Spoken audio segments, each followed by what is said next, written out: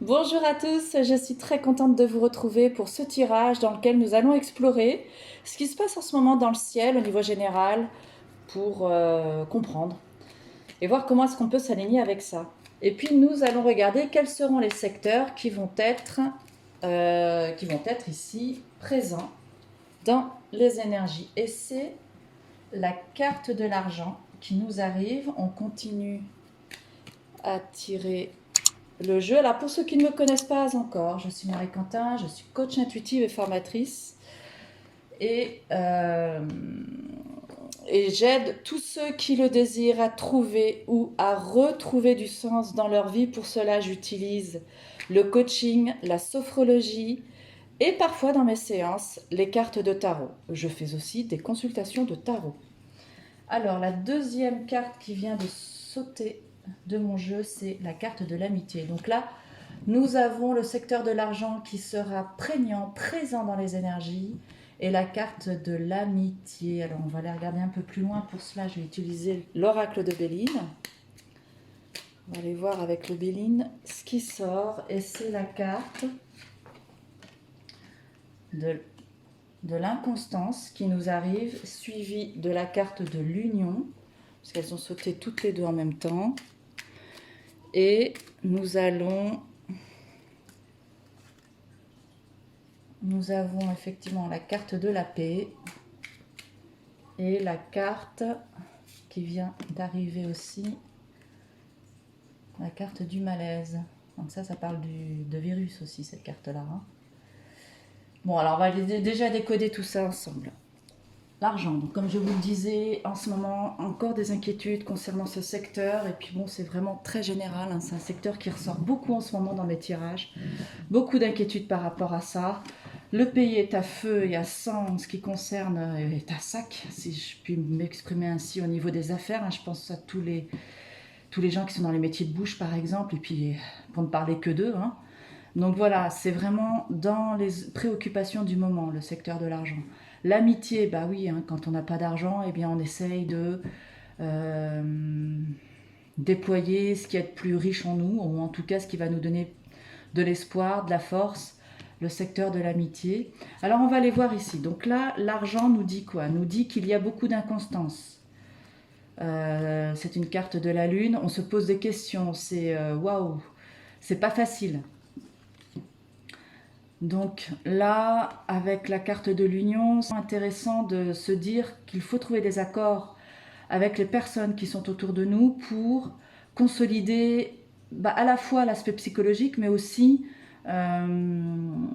peut-être à l'avenir la possibilité que l'on se fasse aider. Ça peut être, voilà, c'est un peu l'idée qui me vient. Comme ça, l'idée, voir autour de soi comment est-ce qu'on peut consolider des accords avec les personnes qui nous entourent. Ça peut être des gens de la famille, des personnes en qui on a confiance, pour faire circuler l'argent d'une manière ou d'une autre, de manière à pérenniser les acquis. Là, ici, nous avons la carte de la paix. Voilà, on recherche une stabilité. Une stabilité par rapport à ce qui est en face de nous, hein, et dans le secteur de l'amitié, donc qui touche tout le monde. La maladie. La maladie, effectivement, ici, c'est le virus. Alors, on va aller voir. Alors, attention, parce qu'aussi, ce que je peux dire pour certains, il y a certainement, là, dans le courant de la semaine, des relations affectives qui vont être florissantes. C'est à entendre aussi. Je vais retirer une carte sur ça. Oui, voilà, vous voyez, on a la carte de l'amour qui ressort. Oui, ça va être quand même une semaine qui, somme toute, va être bien imprégnée par les énergies d'amour. Beaucoup de personnes vont se relier à ça, vont se relier aux énergies du cœur pour pouvoir avoir de l'espoir, hein, dans son quotidien. Ça veut dire aussi qu'il y a des gens qui vont... Et alors, il y a la carte des nouvelles qui vient de me sauter des mains. Et donc voilà, il va y avoir des nouvelles par rapport à ça. Alors on va aller sortir des cartes conclusion sur ce qui vient d'être dit. Avec les 22 arcanes majeures du tarot de Marseille. Et nous avons une carte qui saute toute seule. Nous avons donc le chariot. Le chariot, voilà, donc là il y a des nouvelles qui arrivent. Il faut garder la force et l'espoir parce qu'il y a des énergies conquérantes dont il faut s'imprégner pour pouvoir avancer, évoluer. Tout ça, ce sont des potentiels qui nous sont proposés ici. Et dans les potentiels, ici, il nous est conseillé d'aller travailler son leadership pour pouvoir mener à bien ses actions. Il y a de fortes probabilités que l'on arrive à nos fins, que l'on arrive à être conquérant sur ce qu'on a envie de voir se matérialiser dans les énergies cette semaine. Donc il faut garder l'espoir, les énergies sont à l'esprit de conquérant.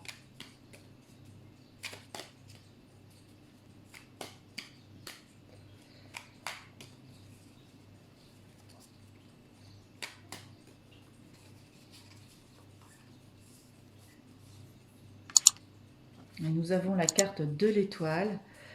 Là, j'adore ce tirage parce que là, voilà, faut croire en sa bonne étoile, faut avoir confiance dans les énergies féminines, faut savoir se retourner sur ses valeurs qui sont des valeurs d'accueil, d'écoute et des valeurs qui apaisent.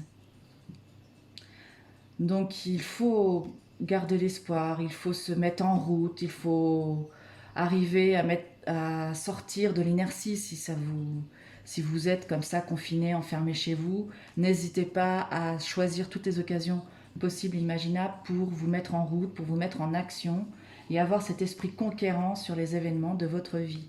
Donc moi je trouve que c'est plutôt une bonne semaine qui s'annonce pour nous, avec beaucoup d'espoir, beaucoup de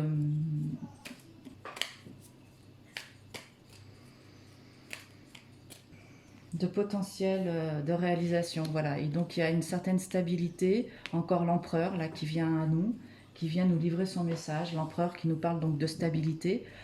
On est un chef de famille responsable qui porte haut ses responsabilités aussi bien dans son secteur familial que dans la vie de tous les jours. Ou en tout cas, ce sont les énergies auxquelles se raccrocher. Ça peut être un personnage dans votre entourage qui jouera ce rôle. Donc soyez à l'écoute. Soyez confiants, ne vous laissez pas envahir par les doutes, les incertitudes. Ce qui se passe en ce moment, effectivement, c'est grâce aux énergies d'amour que l'on va pouvoir dépasser tout ça. Il va y avoir des nouvelles qui vont nous arriver. Il faut garder l'espoir et puis se mettre en route, se dynamiser pour arriver à un esprit conquérant.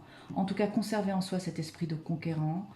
Garder la foi, garder l'espoir en la vie. Nous ne sommes pas tout seuls, nous sommes guidés et la stabilité sera quand même dans ce que vous avez envie de voir se matérialiser dans la semaine.